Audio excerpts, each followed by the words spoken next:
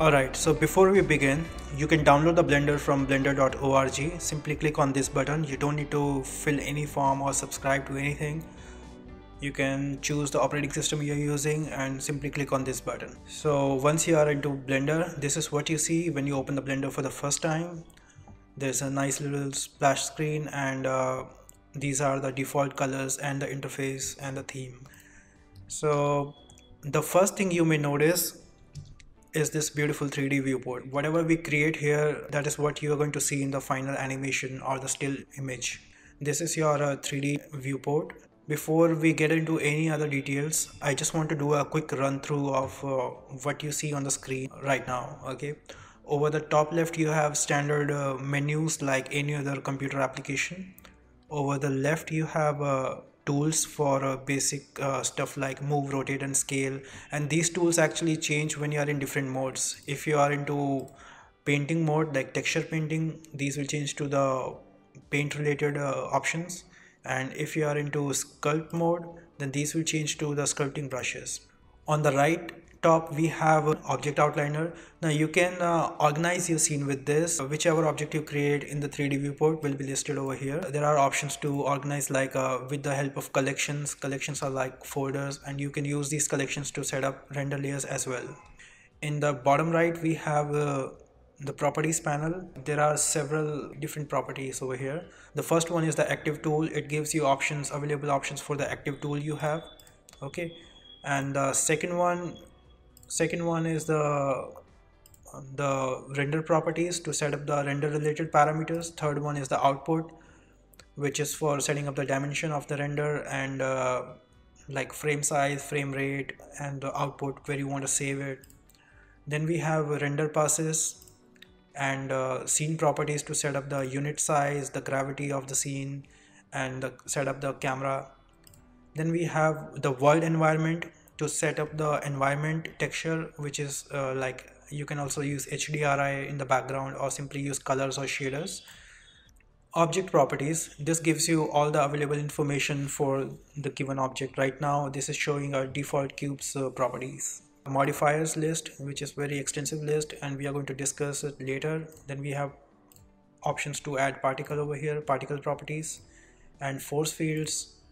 Then list of constraints and object data, materials, and texture properties. At the bottom we have animation timeline, playback controls. These views you see, these are called editors in Blender. If you hover your mouse over here, you can see this is called 3D viewport. This editor is called outliner, and this editor is called properties.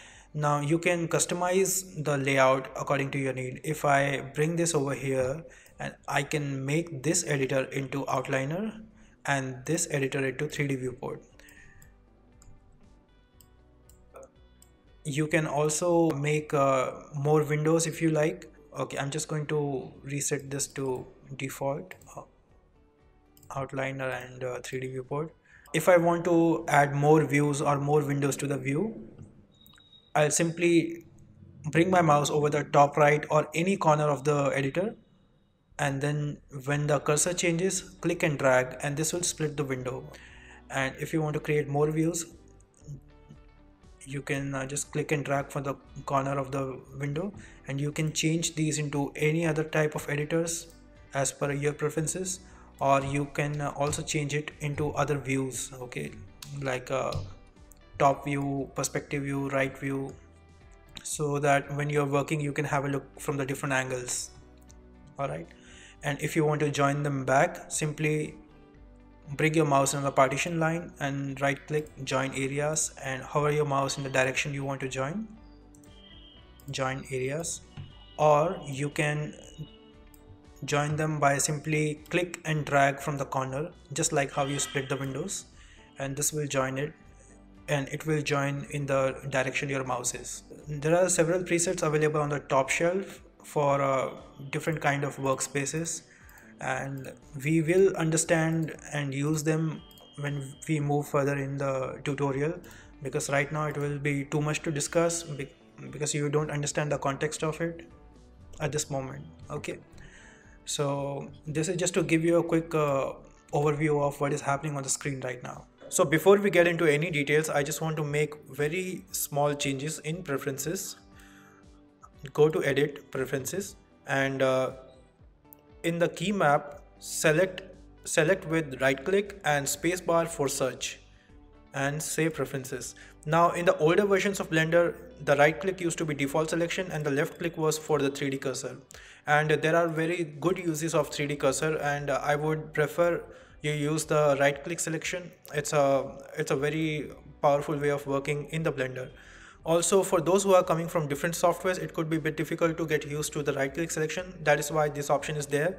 For the rest of the tutorial, whenever we are selecting with, if you are using the default settings, then you will be selecting with the left click, and the right click will be for the special context menu, which is on W if you are using right click. Okay, but we'll talk about this again, so don't worry about it. And spacebar for search. So all the commands, more or less everything, is available in the search menu. So very often we might forget where are the commands located, in which menu we need to go. So it's very convenient to just hit spacebar and find the command which you're looking for. So without any further ado, let's select our cube with the right click.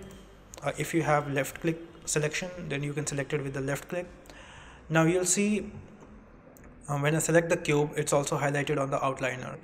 Now to move this object, I'm going to press G. Okay, I'll press G and G for grab. I'm going to grab this object and move it with the mouse. Okay, I can right click and cancel the command if I want. I can press G and drag it, and left click to confirm the location. Now similarly, if I want to scale the object, I can press S to scale it, R to rotate it. So now when you'll see our viewport is in the 3 dimension. We have red line for the x-axis, we have a green line for the y-axis, and the vertical one is the z one. But when we are moving, it's not moving in 3 dimension. Okay, it's like just moving on the according to the screen. To move it in one particular x, you will have to assign the axis with the help of short key. Press G to move it, and then if you hit X on the keyboard, it will only move the object into x-axis. If you press G and Y, then it will only move the object into y-axis. If you press G and Z, then it will move the object in the z-axis. Alright. Similarly for rotation, if I press R and X, it will work in the x direction, R, Y for the y rotation, R, Z for the z rotation. Similarly for scaling, SX for scaling in the x direction, SY for y direction, SZ. Alright. Now if you go to the object properties over here, you will see as we move, rotate or scale the object, these parameters change here, or you can also check these from the viewports panel on the right. This panel shortkey is N if you want to view it. Now when we move the object around or the scale it, these parameters change. Now you can reset these this to default cube. If you press Alt G, it will reset the transformation. Alt S will reset the scale. If it has any rotation, Alt R will reset the rotation. But if you want to apply all the transformation to object so that in future if you reset anything it should stay as it is, then you'll have to press Ctrl A on the keyboard and apply all transform. Now you'll see all the basic default values are set to 0. Scale is 1 because scale can't be 0. So now if I press Alt G, Alt S, nothing is happening because this is the default. These are the default coordinates now.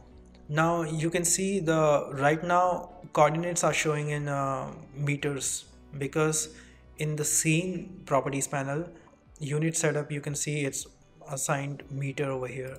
You can change this to centimeters if you like, or any other metric system. Now you can see the dimensions are showing in the centimeters. Alright, so I'm going to delete this one now. We are going to bring few more objects in the scene. So I'll press Shift A to bring up the add menu, which is also available over here. Shift A, and you can see there is a list of whole lot of things going on here. There are mesh objects, curve objects, and lights, camera, almost everything, all kind of objects in the Blender are available here. From the mesh menu, I'm going to select a cube. Okay, the cube appears here. Now I also want one cylinder here. I'll press Shift A to bring one cone. Okay, now I'll select these and place them where I want. Now every time I create an object, it appears in the center on top of each other. I want them to appear where I want to create them. To do that, we are going to use 3D cursor. Actually, when you create a new object, it appears where the 3D cursor is. So if I click here, and now if I add one torus, it will appear where the location of the 3D cursor was. If I click here, cone, then you can see this is much easier way. If you're working in a bigger layouts and scenes, every time you don't have to drag a new object which is created in the center of the on the grid. Okay, and also this 3D cursor is not just like a computer cursor, it has a depth. This takes the viewport depth into consideration, or the surface which you click on. Let's say if I click here, you can see the 3D cursor is on this particular face of the object. If I click here, then you'll see the 3D cursor is snapped on top of this cone. So now if I add one UV sphere and scale it down, you can see the movement is pretty much precise. If I want to add another cube here, I can easily create objects where I want. Now 3D cursor have many other uses which we will discuss later. So now that we have a few objects in the scene, I want to have a look around them in 3D from different angles. So to do that, I'm going to press middle mouse and rotate the view. Okay, I can rotate the view up and down, left to right. If I want to zoom in and out, press Ctrl and middle click, zoom in and zoom out. With the shift middle click, you can drag it on the left, right, top, bottom. Now also you can change this viewport to different other views, like if we create one window here, I'm going to close this panel with the N. Okay, I want to see it from the front view in this panel.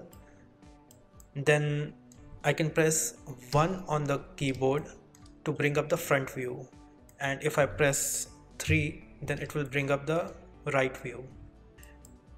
Now if you press 1 for the front view, 3 for the right view, and 7 is for the top view.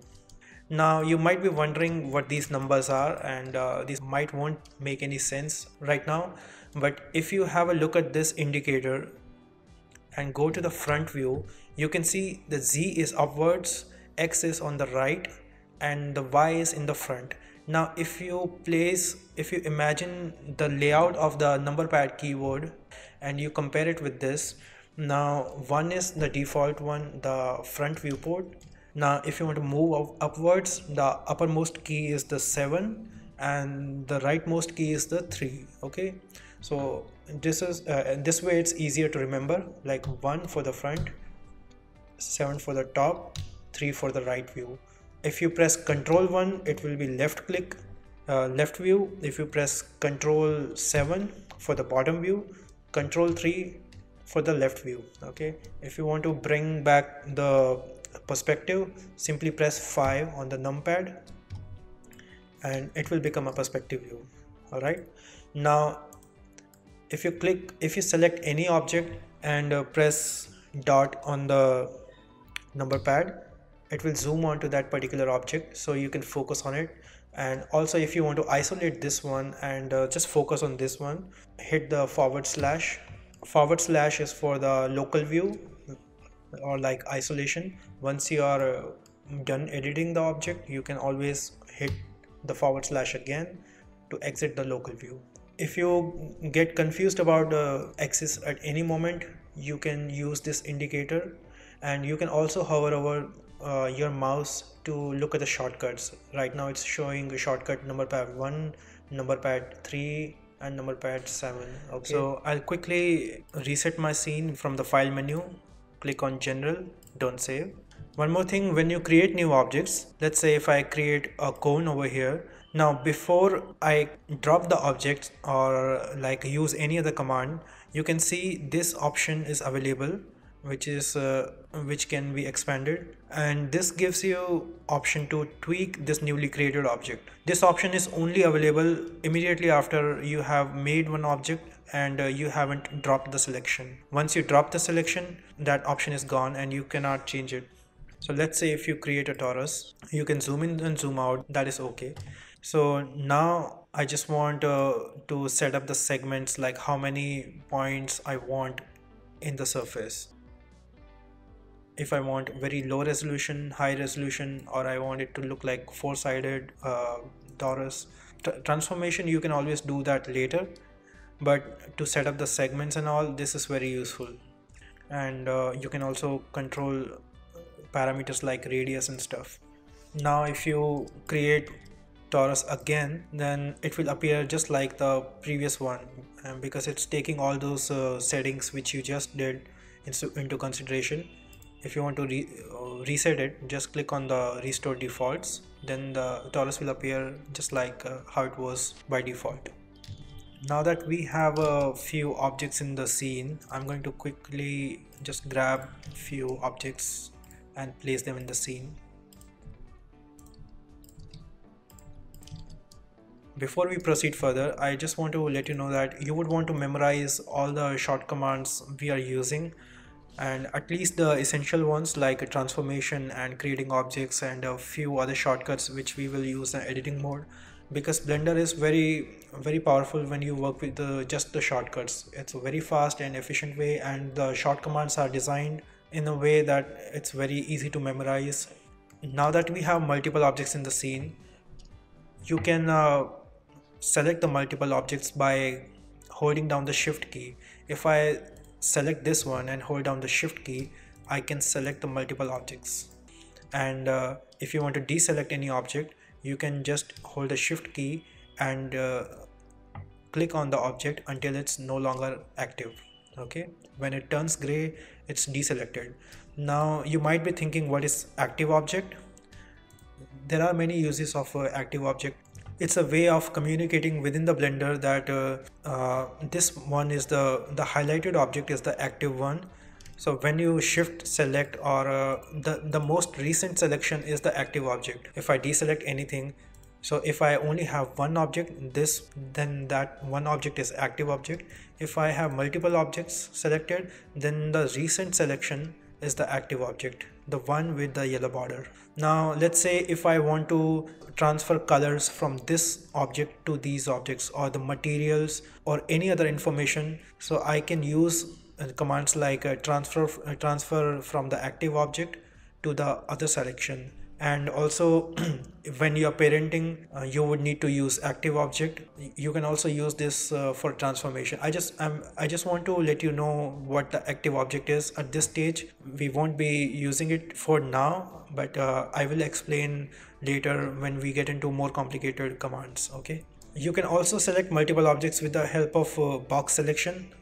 Press B on the keyboard and simply click and drag, and it will select all the objects within the box selection.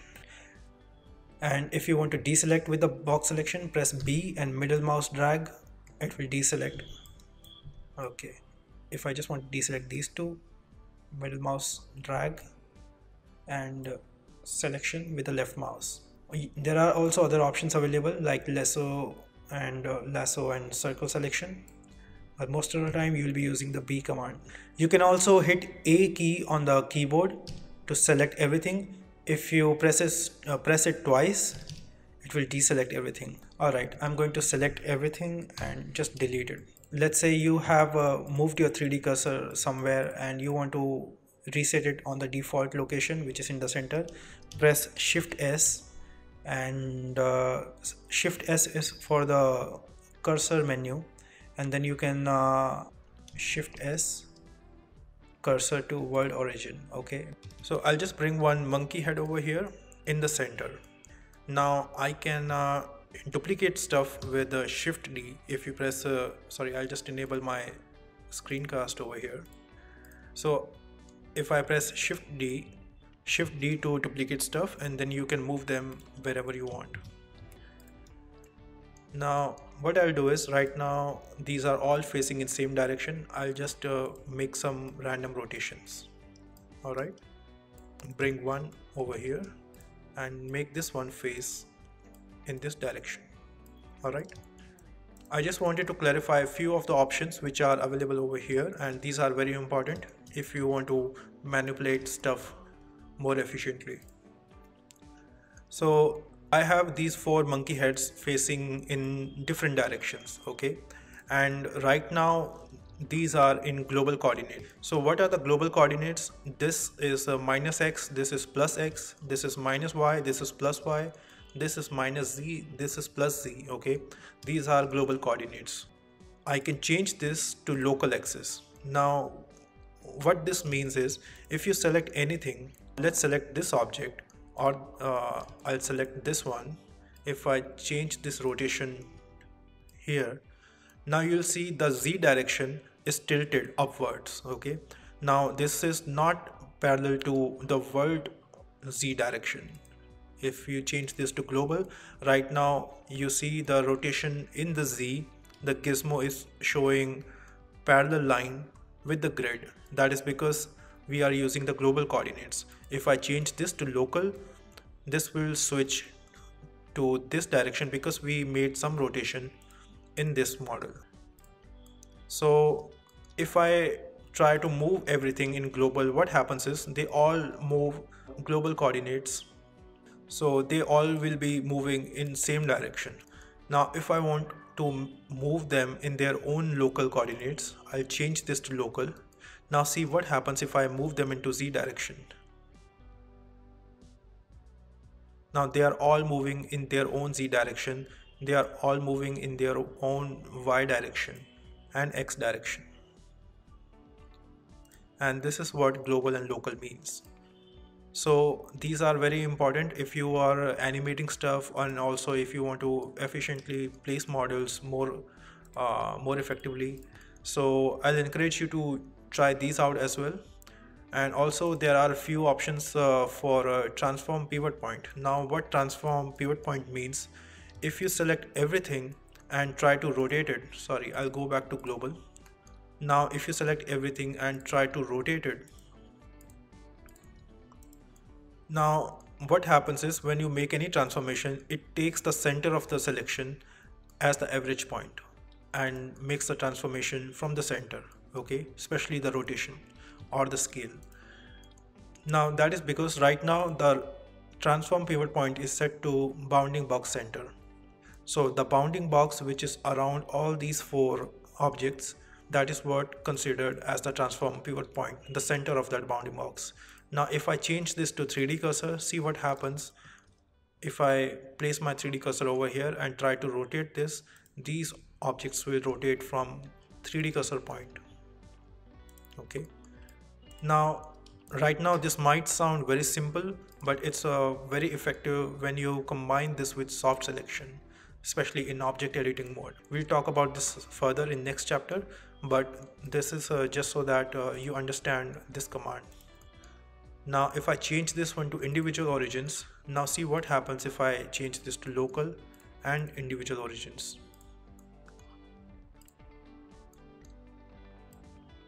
Like what we discussed, instead of all moving together or all rotating from the center, they all will rotate in their own local axis. Now this is so much convenient if you want to animate stuff, okay? If I change this to active element, then what happens is, whatever is the active element, as we discussed, the highlighted object is the active element. You can change this by shift. Now the center of the rotation will be the active element. So right now if I say, if I place one over here and select everything, okay, this one is the active element. Now the rotation will happen from this point. If I make this one active element, then rotation will happen from this point. All right, now these are very useful commands when you're working with the complex transformations, and you will get used to them when we move forward and create some basic setup and use them in the right context. Now when you're working with the shortkeys, to access the local transformation with the shortkeys, you'll have to use. So now let's say your view is the transformation orientation is set to the global, and you want to move this object in with the shortkey. Okay, then you'll have to press G, Y and Y again. Then it will change to the local axis. If I press GY, it's moving in the global. If I press G double Y, then it will snap to the local axis. G double Y, G double X.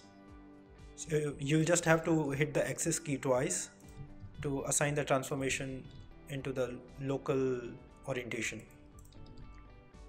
Just delete everything and bring few cubes over here. Now let's talk about what snapping means. So this option over here is called snapping. If you are familiar with any other graphical software, I'm sure you might be familiar with what snapping means. So right now, if I try to, let's say if I want to move this point, this vertex over here, then it might take me several attempts to match it to that box, to that corner. And what I can do is I can use this option, the snapping. Now by default this is set to increment. What this does is, if you try to move your object, this will use the grid and incrementally move your object. Okay, now if I change this one to vertex, see what happens if I try to move the object. It will snap to the closest vertex. So right now, if I want to move this point over here, I'll grab this one and move this over here, and it will perfectly snap over here. Okay, now if you want to move this point to this point, now what you'll have to do is you'll first have to bring this one close to this one, otherwise it won't pick it up. Then you can move it to this point. Now let's try a few more attempts. Now you can move this one close to this one, and if you want to snap this point over here, then first bring close to this one and then you can snap it. And if you don't have the snapping on, you can simply, while moving, press Ctrl and this will snap your object. Simply press Ctrl, whatever is the option available over here, it will take that and toggle the snapping. Alright, so this is just for the movement, and there are other options. If you want to rotate, scale and use the snapping, that also works. Let's say right now this object, I want to scale this to this height, then I can enable scale as well.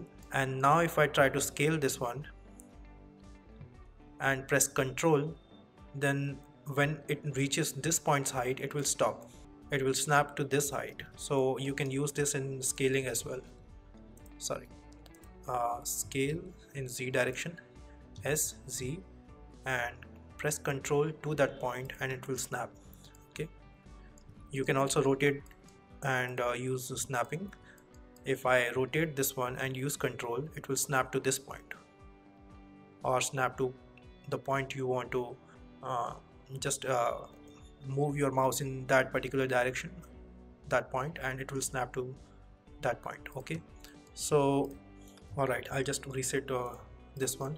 There are a few more options over here. Now to clarify these, what I'll do is simply bring one UV sphere over here and make this shade smooth. Now let's bring one simple torus object. Now if I make this one to align rotation to target, if I click this option, yeah, just go to the face mode and project individual elements. Now see, if you want to quickly duplicate stuff, these will automatically pick up the orientation of the surface you are projecting on, and this is so much convenient. Alright,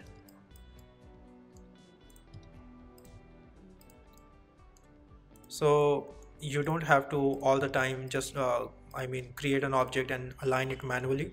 So I just want you to know there are options available to speed this task up. You can simply enable face mode and go to align rotation to target and enable these two, and these will work. Alright, so the next option is proportionate editing, and I think this is not the right time to discuss this. We'll talk about this one in the next chapter when we are editing objects, and I think then that is when you will be able to understand it more. And over here we have several display options. Now the first one is view object types. Now let's say if I have one camera in the view, and sorry, I'll just disable this one, and I have few lights over here, different kind of lights, and I have few force fields. Now when you are using animation previews, it could be a bit distracting to have all these elements in your scene, so you can use what kind of object types you want to show in the viewport. If you don't want to show the lights in the viewport, you can disable the lights in the viewport. You can also disable any other kind of object. If I want to disable the force fields, then I can use empty. So this will leave only the mesh objects in the viewport. This is a very good tool for organizing your view. Also there are and also this one is for viewport gizmo. If you want to view your viewport gizmo or not, you can just enable or disable it. There are few more settings, but I don't think you need to get into this one at this moment. You can simply enable or disable if you want to, if you are comfortable with the short commands and you don't need this gizmo all the time on in the scene. It could be a bit distracting, and you can simply disable this one.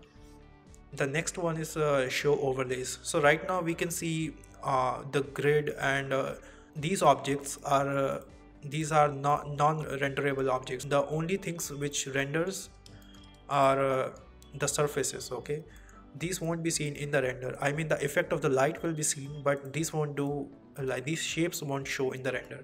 So you can disable the overlays. This is a very good option if you quickly want to see what is happening in the scene without any distraction. You can simply enable or disable this. There are also a few more options if you want to show wireframes, and also like a 3D cursor, yes or no, grid. You can enable, disable, and increase the size of the grid. But like I said, it's always at this moment it's best to work with the default settings. Now there are few more options for viewport visibility over here. If you press Z on the keyboard, now this brings up your viewport shading. Now if by default this is showing by default this is showing solid mode. If I disable the wireframe, okay, so if you want to show the wireframe, then press Z on the keyboard and choose wireframe, press Z and solid, and there is a material preview. Now material preview, right now it's not showing anything because there is no material, so this is a material preview. Now there is a render preview. This one will also show the effect of the light. All right, so right now our scene is very basic, that is why you can't see a major difference in all these. Otherwise there is a lot more you can do with this. Okay, I mean you can go to the material preview and choose which kind of HDR you want to use in the background. I mean, there are, when you are shading, you might want to preview object with the different settings, so you can use these HDRs, and you can enable the strength, increase or decrease it. Also you can rotate your HDR in the background. Okay, now let's say if I make this one, okay, this is just for clearing this option. I don't want you to get into any details of material at this moment. So you can change your HDR from here and see the preview of your object, and also you can these options are whether you want to use the scene lights or no, or scene HDR or no. Right now we don't have any HDR in the scene, that is why it's showing black in the background. Alright, so one more thing I wanted to discuss before we start exploring more options. Now each of the object you see in the viewport have this yellow dot in the center. This is called the object origin. It's also known as a pivot point in other softwares. Now to explain this, what I'm going to do is I'll press Shift S and cursor to world origin, so that the cursor is in the center. Now let's say if you like let's make it like a door. Okay, I'm going to scale this SY.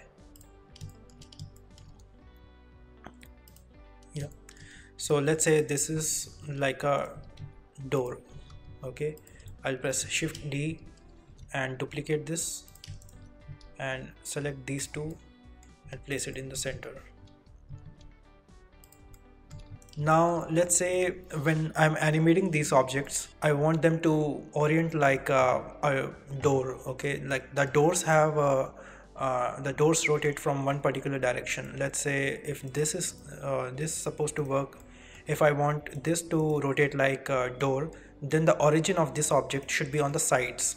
Okay, the origin of this door should be on the left and the origin of this door should be on the right, just like hinges. Okay, if I rotate this one now with a default orientation, I have default origin setup, it's going to rotate from the middle. Okay, this is not how the door works.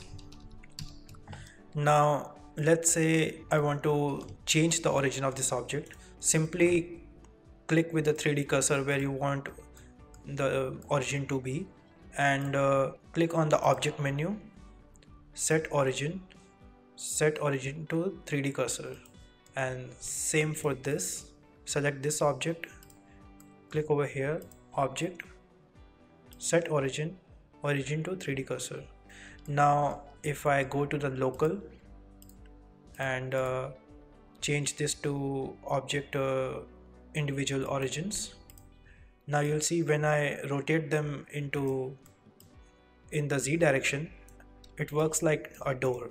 Okay, they are rotating from the sides, not from the center.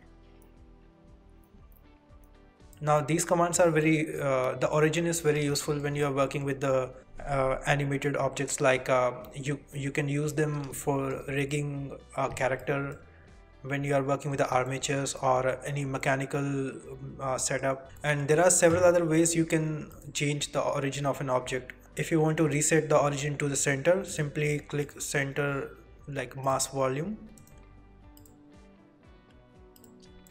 and if we are, let's say, in the edit mode, object edit mode, if I select this vertex over here, I press Shift S, I can cursor to selected. Now this moves my cursor to this very specific and precise location. Now if I change this to object mode and go to object and set origin to 3D cursor, then you can see my origin point have moved precisely to this particular vertex. Okay, similarly you can work with the edges, and you will understand what the vertex, edges, and the edit object is when we get into the next chapter.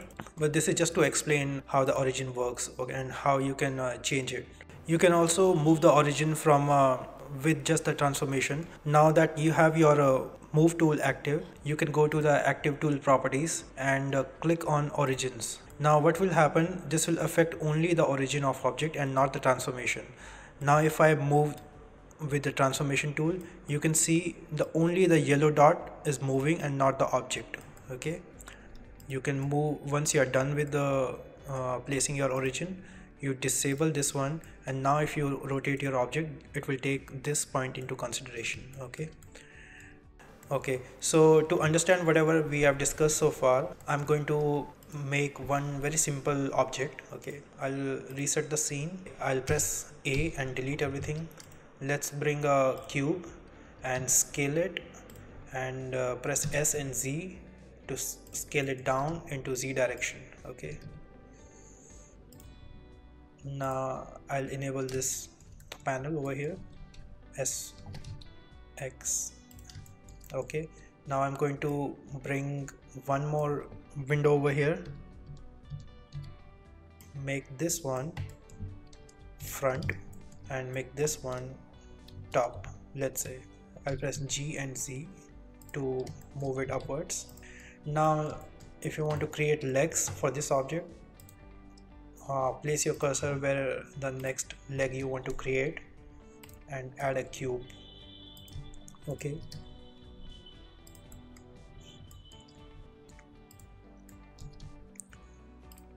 so I'm using short commands, you can see over here, basic transformations. Now I want to snap this leg over here. I'll move it and press Ctrl. I'll set this to vertex, and now if I move it and press Ctrl, it will snap to this particular vertex. Now I can duplicate with this Shift D and press Y to move it in Y direction, G Y, and hit Ctrl to snap it in, sorry, G Y, and hold the Control key to snap it. Now I can select these two with the Shift, and I'll press Shift D and press X to move it into X direction. Now I'll move it with the G and hold Control to snap it on this vertex. So now you can see you have the top view and orthographic view showing what is happening in the 3D view, and this is a perfect table, and you can add more details if you like.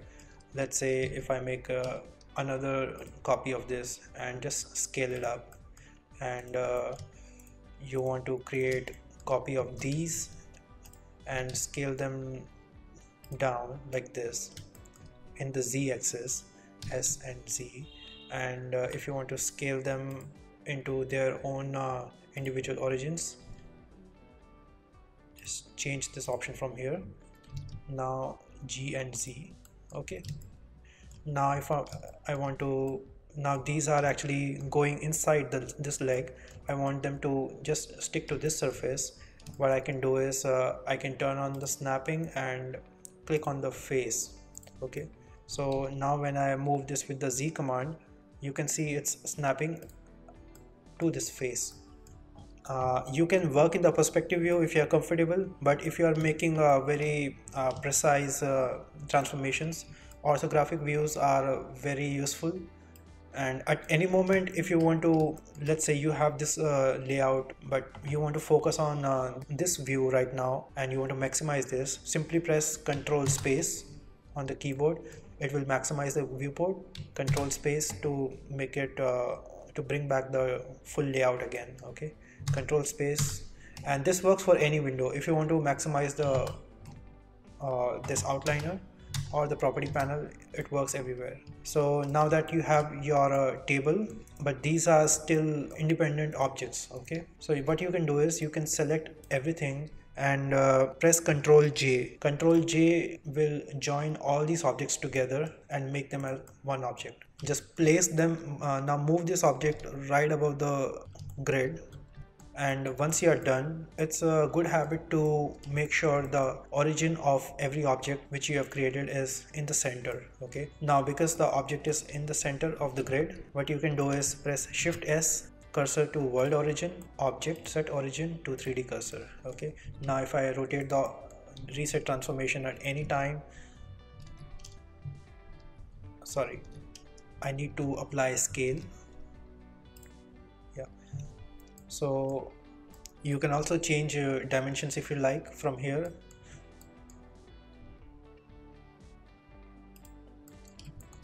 If you want to specify any like one specific number, you can always type in the value 4.5 or anything, let's say, and or if you want to move it like 1 meter above or bring it back to 0, you can type in the value. There are different other shading options available over here. Okay, let me just quickly combine these. If you want to look at the wire mesh of this object, press Z on the keyboard and click on the wire mesh. Now you can see the wire mesh of this object. Okay, if you click on the Z and material preview, it will show you a preview of the material which is assigned to it. Okay, so right now there is no material. Let's say if I click on the material and change the color, it will show me a preview of the material. If I press Z and click on the rendered, it will show me a rendered view. Okay, so rendered view is different than material. It also takes the light into consideration. Let's say if I have light in the viewport. Okay, so this is wireframe, solid, material preview, and rendered. Okay, so you can also see the shadows in the viewport, right? Okay, Alright guys, so now that we are aware of the basic interface and transform commands, snapping options, and global, what is a global local view, and like pivot point, origin, I think it's time that we put all this knowledge to use so that we understand them better and we can memorize these commands and develop some muscle memory so that we can move on to the next chapter. It's going to be something very basic. We won't be getting into any further details and just put the basic commands to use and create something which is like rewarding for your first day in Blender. Let's create something like maybe a shop or a building. Okay, something which you see on like a mobile game.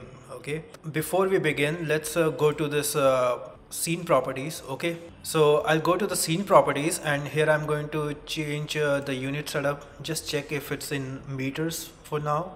Alright, so the unit setup is in meters already, and I'm going to click over here or just press N to bring up the transformation panel. I'm going to delete this default cube at the center, bring up a new one. I'll press Alt G just so that it's right in the center. And let's say I want this building to be something like 10 meters by 10 meters and 40 meters. Okay, let's zoom it out. Maybe not 40 meter, 20 meters, right? I'm going to press G and Z so that we can move this one right above the grid. Then I'll press Shift D and make a duplicate of it, and just right click to cancel the command so that we have the duplicate right over the building. Okay, now this one I want to be like something like the ground. It could be just 0.2 meters. I'll press Z so that we can see the wireframe. Okay, 0.2, something like this, and maybe the scale could be 30 by 40 meters. Okay, or maybe 20 by 40 meters. Now I'll press G and Z and drag it right beneath the building. Alright, and place this one above the ground. I'll go to the front view and make one more duplicate of this. If you want to place it precisely, you can just change this to vertex, and when moving in the Z direction, hold Control so that it snaps to the ground. Okay, now I'll select this one and change the snapping to face, and G, Z, and hold the Control, sorry, in the perspective view. Yeah, so when I hold the Control key, you can see it's snapping on the face. Okay, this one is for the ground, and this one I want to be I want to split and make it like a road or something. Okay, to make divide this into 50%, I'm just going to I can either make it type 40 meters here, or I can simply divide this by 2. Okay, so you can see this one is perfect, like 50% of this area. Now let's snap this to G and Y and hold on the Control key. Okay, and make one more duplicate, Shift D, and move it into Y direction like this, G, Y, and hold on the Control key and snap it over here.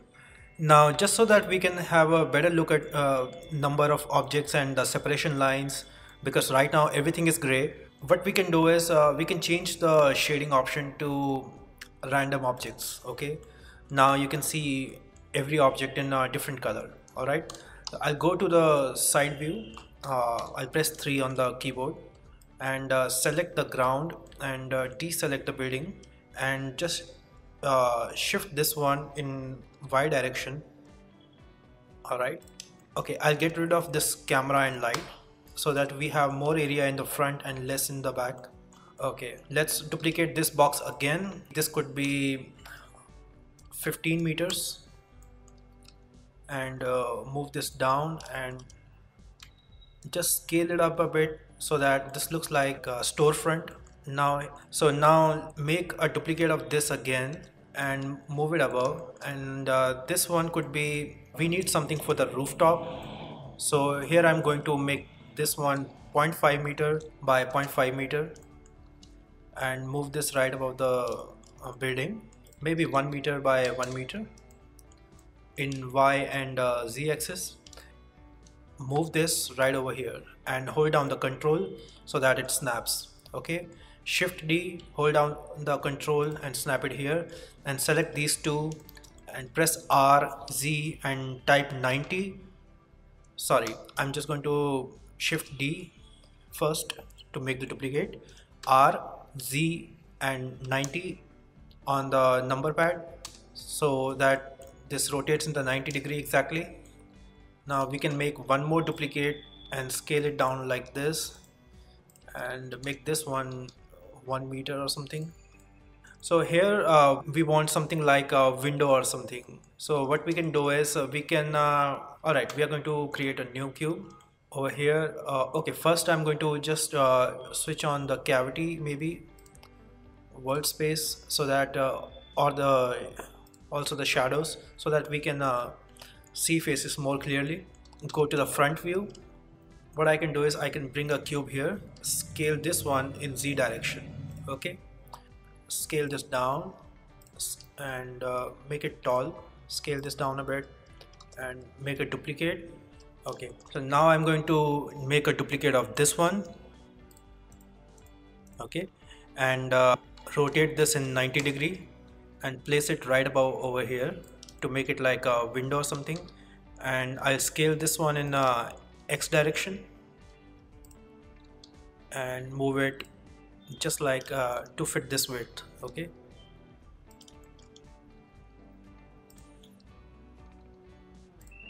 alright, and then I'll make a duplicate of this again.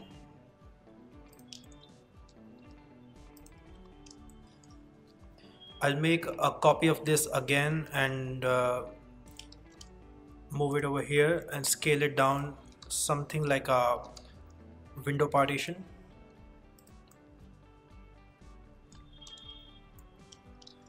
And type 90 on the rotation, scale it in X direction, and we can just duplicate this and make few more partitions just like this. Okay, now let's select all these four parts and press Ctrl J to combine them, and select these partition lines and Ctrl J to combine them. Okay, now if you'd like, you can align these objects, like if you hold this one and make this active and press spacebar and type align, you can align object. You can see the align options here. Just click on the X, Y and Z. You can hold down the shift if you want to align in all the 3 dimensions. I'll create a plane and rotate this in X axis, scale it up something like glass or something. Now we are going to select all these 3 parts and make duplicate. Again, select both the windows, shift D and duplicate it. Okay, like this. Alright, let's change this to object and see how this looks in grayscale. Deselect everything. Alright, now what we can do is we can add some more detail to this. Let's say we need some railing over here. Okay, I'm going to click over here and make a cube and scale it down like maybe 0.5 by 0.5 by 0.5. Okay, we can make this like 20 meters or maybe 30 meters in X direction. Let's lift this up and I'll select these two, press spacebar and align this into only X direction so that it's right at the center. Now we can make a duplicate of this and simply type RY90 and make this one like a 1 meter or something or 2 meters. Okay, move this down maybe 3 meters, snap it right over the surface.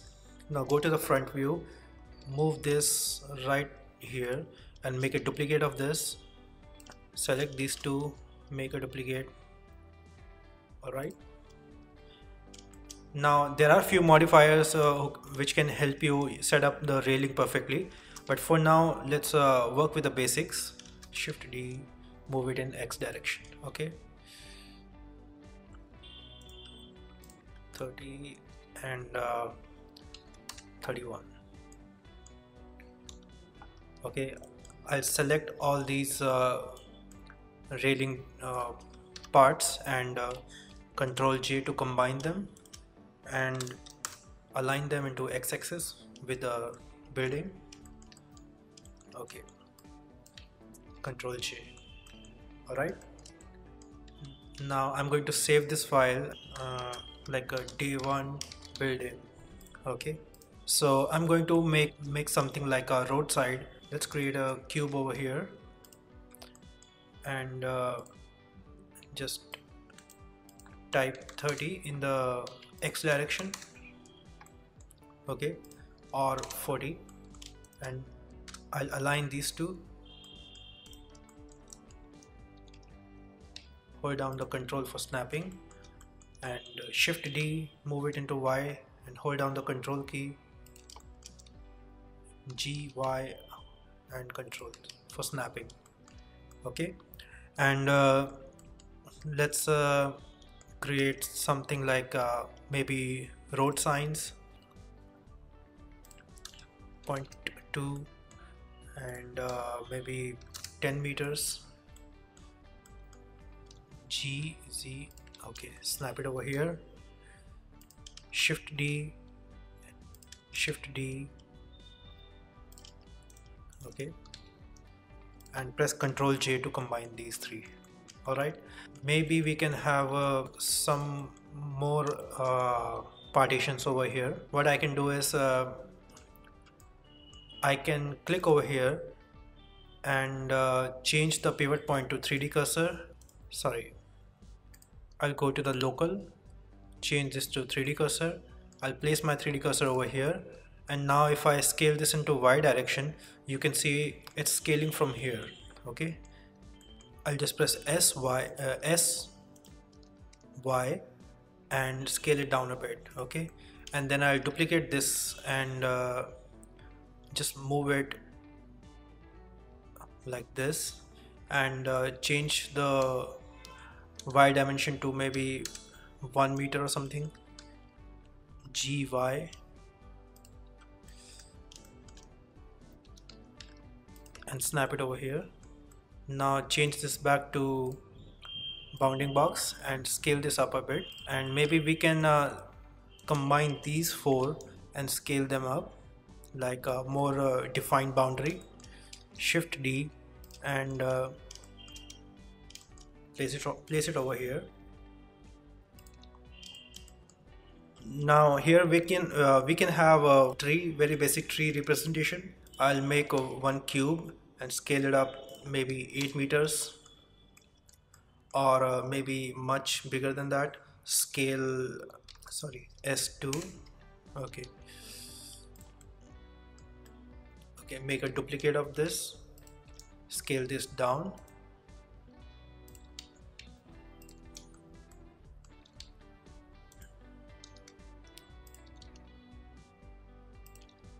so we have something like a tree here, and now we can duplicate this and place it over here, and maybe we can duplicate this again, make them like small bushes.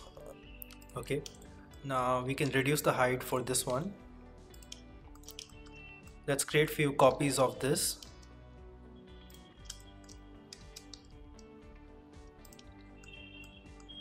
And I'm going to change this one and place them over here. Okay,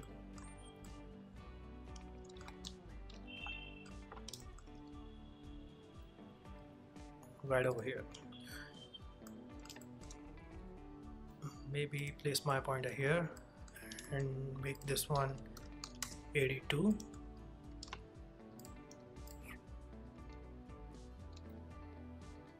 Scale this up Okay, we can continue to add a few more details so that this looks more complete. Right now it needs a door. Maybe we can shift D and move this into Z direction. Now what we can do is we can delete this part. To do that, we can just press spacebar or search option and type separate. By loose parts will make each part separate again. Okay, so I'll delete this one and scale these. Okay, and I'll move it into sorry, I'll go to the global view and move it into Z direction. Okay, now I can have a door here. I'll just duplicate this and scale this one. Sorry, I'll have to change the origin to set origin to geometry. Yeah, so right now it's right in the center, and move it back. And maybe you can create something like a door handle here, a small cube vertically stretched. Keep it very basic. You don't need to get into any detail, and just work with the basic transformation commands. Now we can make a duplicate of this again and scale this down. Go to the front view, and maybe we can align this over here, something like this. It could be like a window. We can add few bricks. Okay, just click over here and add a cube and scale this down.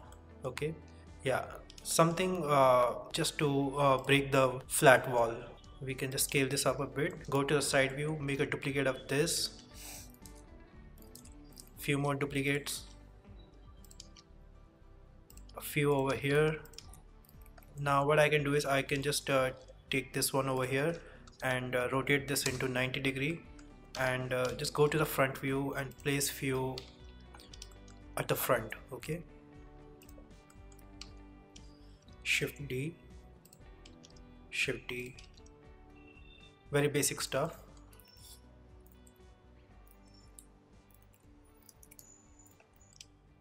Shift D, go to the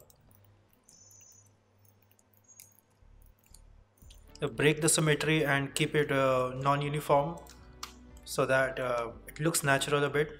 And we can also place few of them on the ground to break the flat ground, break the texture a bit. Go to the top view and just place few, sorry, I'll make this one a rectangle first. Shift D,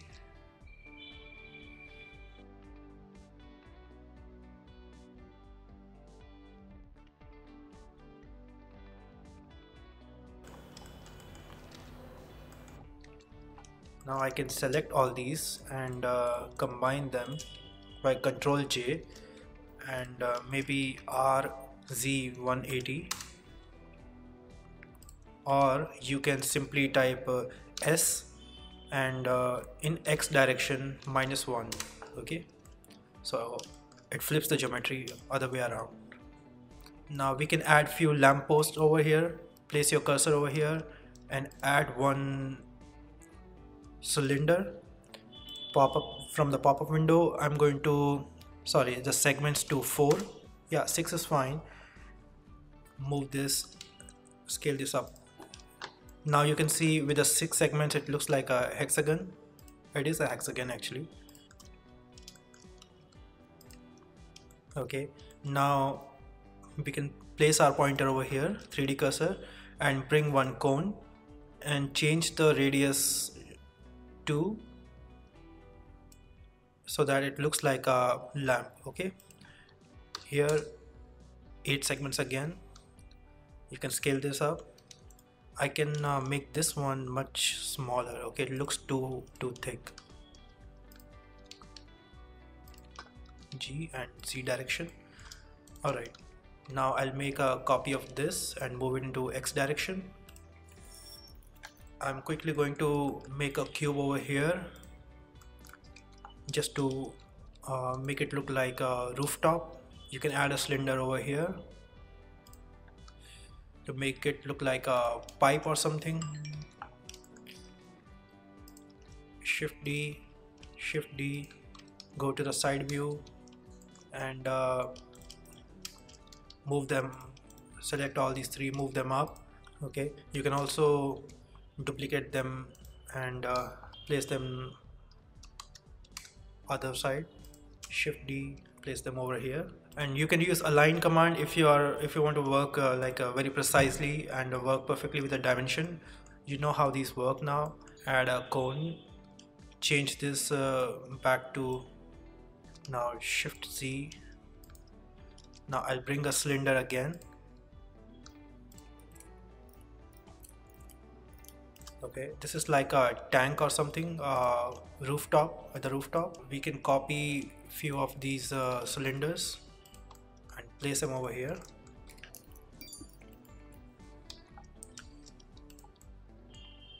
RX90, SX, SY and GY. Alright, sorry, I just want to, even though this is a very basic model, you can always add details in whichever form you're working. Okay, this is also considered as a style. A lot of games are actually in very low poly models. Okay, Shift D, move it into Y direction, place it over here. Shift X, GX, Shift scale and make a duplicate, place it over here. I'll make a duplicate of this and move this upwards.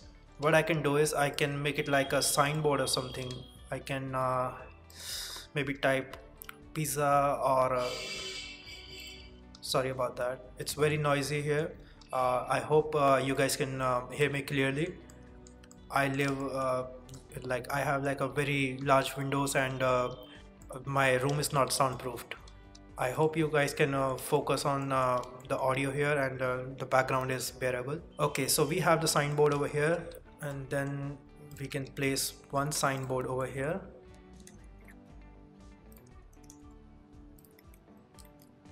Yeah,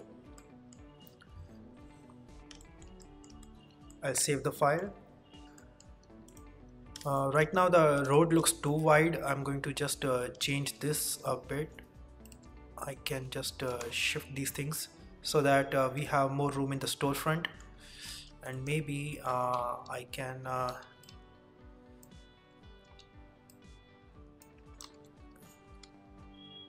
move these over here. Alright, we can have a much thicker base, like 2 meters. Okay guys, so I think we have the model ready. You can add more details if you want. You can really go crazy and keep on adding details, but the purpose of this process is actually to get used to the commands we have discussed, like a transformation, working with a different axis and a global local direction, snapping options and all.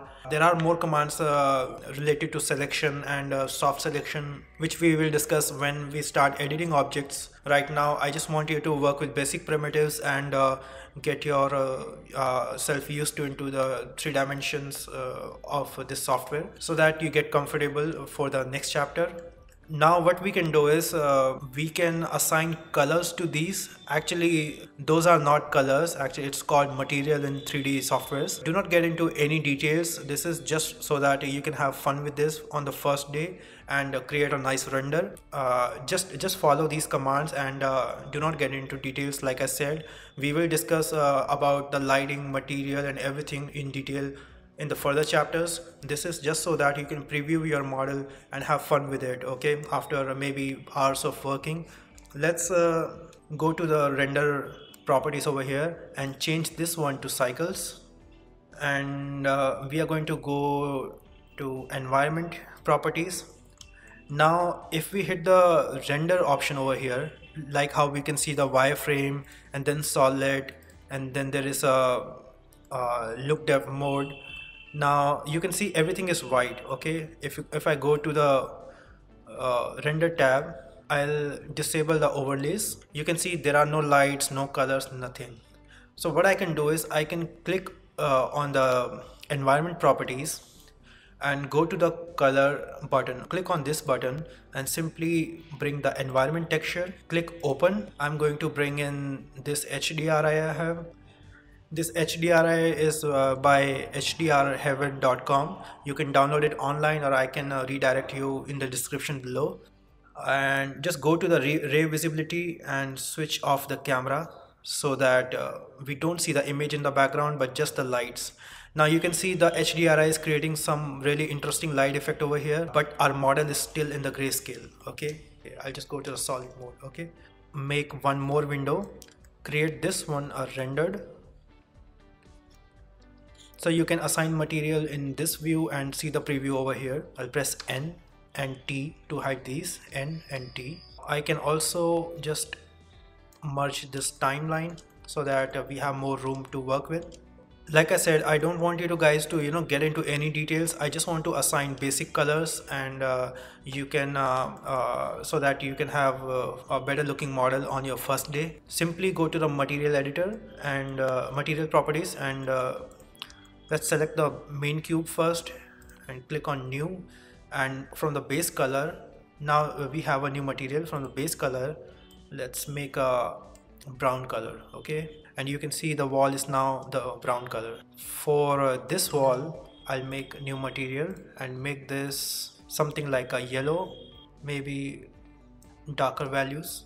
If you want to assign the same material to this one, you can simply click this, and from the drag down just select material 2, which is the yellow material. It doesn't look yellow because it's catching some reflections from the environment, which is black, but don't worry about it. We can select all these bricks, combine them, Ctrl J, and make a new material. You can double click and name your materials like a brick, and I'll change the materials something like off-white. Grab the road, make a new material, change the color to gray, no saturation, and then I can select the trees and combine them and make one material for the trees.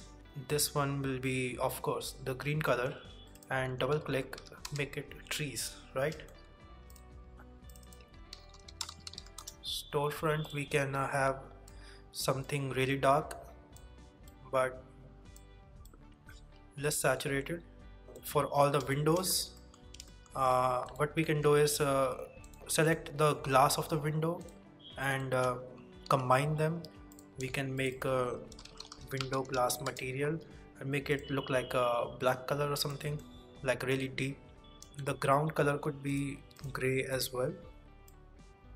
So it's totally your choice, and this is your first day. You make it however you want this to be. From here I'll just grab maybe the white one. I'll make the doors black. I'll place a plane.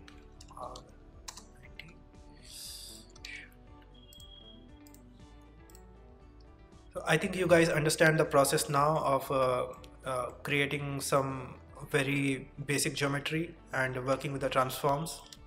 Combine the windows and create a new material. Add some interesting color, something off-white which doesn't look very bright.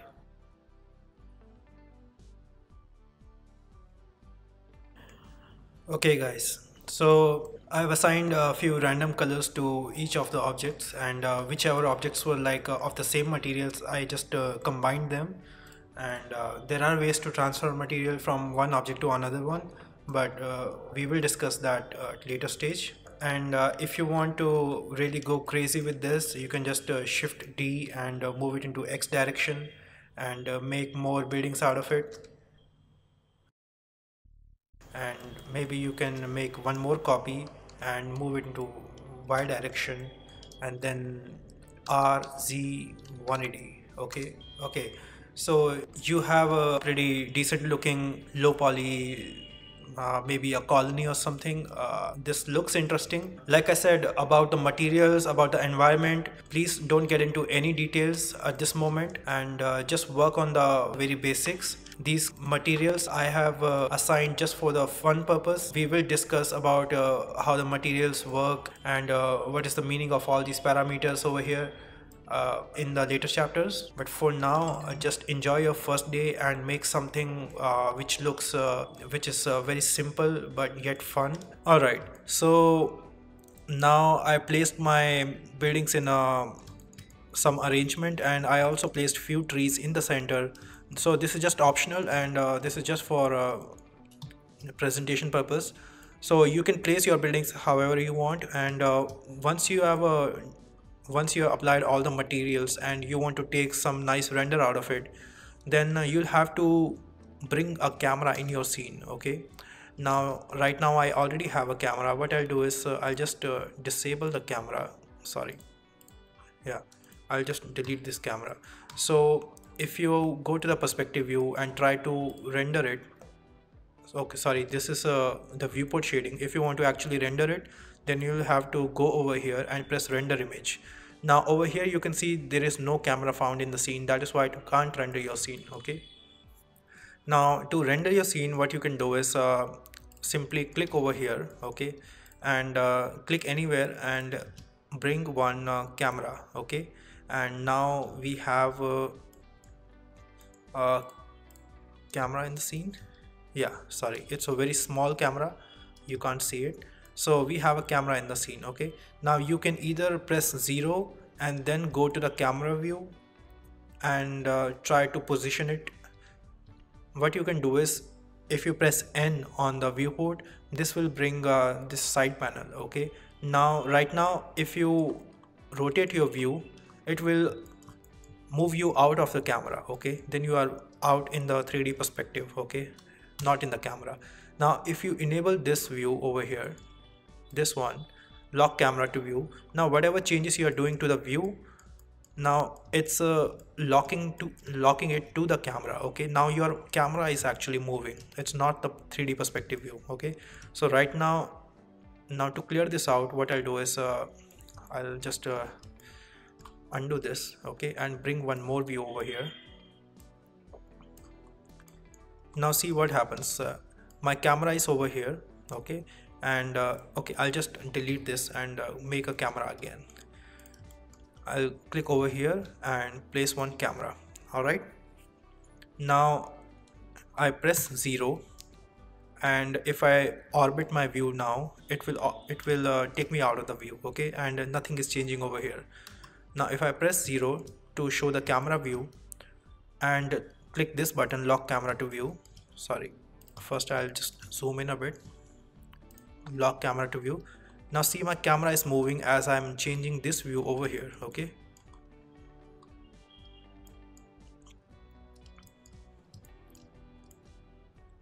all right, I think this looks fine. And now when I'm sure about the view, I can unclick this option again, and now my camera is over here. So right now the viewport clipping is actually masking your view. What you can do is go to the view, and if you see any viewport clipping happening, you can change this from view focal length clip start.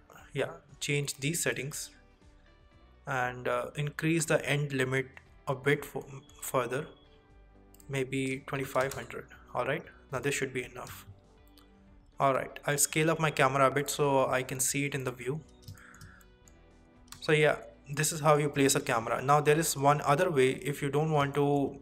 Okay, so there is one other way which is a much convenient and much shorter way. What you can do is simply place your camera in the view, and now if you want to align your camera to this view, you can press Ctrl Alt and 0. Okay, now you see your camera have moved in the view and aligned your camera to the perspective view you were looking into. Okay, and this is much more effective and faster. All right, now just like any other objects, you can move your camera, rotate your camera, and place it manually. If you want, you can also animate it. So now that we have the camera in the view, I'll just make few changes, merge this view. Okay, now if you press render, this will render your image. All right.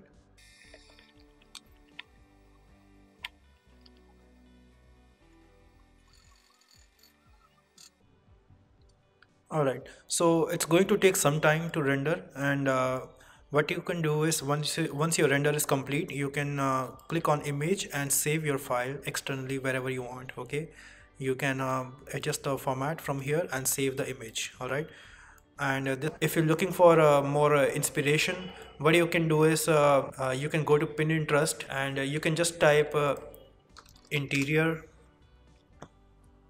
So you can create your own rooms, very basic geometry like this, and have fun with it.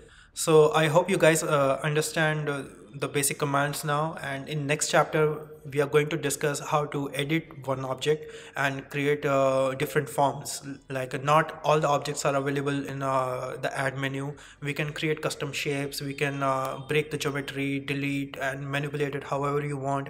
So we are going to actually make 3D models of our own, and not just stick with the basic primitives. I think you will enjoy the next chapter. If this is your first day in 3D and you haven't worked in 3D before, I would suggest you continue this for at least a day or two, and get used to all the basics, so that you have very good command over transformation tools, and you understand the concept of pivot point and the 3D cursor and all these options we discussed over here. This is important so that you can enjoy the further tutorials, and you won't have to actually go back and forth and check what the short commands are. You can actually get your speed up and running. Okay, I'll see you guys in the next chapter, and do share your version of the first day assignment. See you guys around. Yeah, thank you.